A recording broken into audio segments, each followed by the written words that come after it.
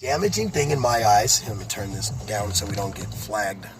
But it's another morning car sesh. It's Friday morning after a week of craziness, and after this has been the first week since the cops killed an unarmed black man in handcuffs by kneeling on his neck until he died in Minneapolis, which has now sparked riots and sparked retaliation by the people. And I would say this first as somebody who's mixed with black, white, brown, and tribal blood. I'm mixed like that, yeah.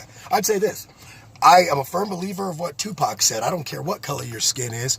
We'll burn this bitch down, you get us pissed. And I think that this is Minneapolis following the code of the prophet Tupac. You don't want to do nothing about police brutality? You don't want to charge his ass? We're going to burn this bitch down until you do. Now, I don't agree with this, by the way. I don't agree with looting. I think if you want to burn down a government building or burn down a police station, I guess you shouldn't be killing black folks in the streets unarmed. But when you start looting businesses, and I ain't talking about Walmart and fucking Target, guys. I'm talking about when you start fucking looting like mom and pop shops that are small businesses, that's pretty trashy. That's pretty shitty. One of the most really great pictures that I actually saw from that protest and that's going on and stuff is this girl, her sister was there, and she got tear gassed. She got some tear gas in her eyes and stuff. And the picture is so amazing because it's a white man ran to her aid and was pouring milk over her eyes in this picture, showing that, racism isn't in every single white person, you know what I mean? Well, and here's the thing, racism, as much as I think white people wish they had a monopoly on racism, that are racist, of course. You don't. There's racist brown, black people, I can't tell you how many of my friends have said, I can't, I really think white girls are pretty, but I can't bring a white girl home. I ain't trying to deal with that heat. You know what I mean? I've been told that before. And I've had people in my family tell me your girlfriend's pretty, but she's Mexican, or whatever. And in my time, so because I was raised by my white family, and I was always told you can't bring a black girl home. They couldn't say nothing about a brown girl because you'd be like, why are you fucking, And even that got said to me, oh, she's pretty for a Mexican girl. I'm like, what that's supposed to mean, bitch? Or you've had Hispanic people that are connected to you even say that, oh, but she's all right. She's why are you dating a white girl or whatever? Oh yeah. Too, and I'm just I do what I want, motherfucker. But I think that the thing is that first off, the problem is you've got within the white group, and I see this daily, and I don't have to make this up. You can just go on any social media and you're going to see this daily. There's a combination of problems here. You have really a couple of groups here. You have the white racist group, then you have the white group that's bigoted. There's a difference. They're bigoted towards poorer people or people of color, but they're not racist, kill them all, that kind of racist, but they're bigoted either way. Then you have the white group that wants to, what I call the ostrich group. This is the white group that wants to pretend like nothing's going on. I'm not a racist, but because if I say it's going on, then now I'm part of it, I'm bad. And then there's the group that's doing something about it. But they're just as bad, the ones that don't want to acknowledge it, that aren't racist but don't want to acknowledge it either. They're just as bad. When something racist sparks off, the worst thing you can do is come in and start talking about how not all white people are racist. Instead, start talking about the situation. Look, we know all white people aren't racist. And when I say we, I mean people of minority or me being tribal and all that good shit, being of all these minority descents, because I'm literally mixed like that. But we constantly I constantly say is I'm if the first thing you do is come in and tell me that all white people are not racist, instead of talking about the situation, then my first question is what in you already has you on the defensive? Yeah. Because I hope you know this, but not every minority thinks that all white people are racist. As a matter of fact, the amount of minorities that think that all white people are racist is very small, and we don't like them either. Yeah. We don't, because they're nothing but troublemakers, just like racist other people. They're nothing but problem starters. This country could do well to do without all the problem starters. It hasn't even went to the commercial yet. That's a 5-minute track. Yeah. So it's just frustrating because so this is what I tell people, because I think as the guy who's literally mixed with every race, I sometimes end up being nominated as the group ambassador towards what should we do. I'll honestly tell you what should be done if you want to know the truth.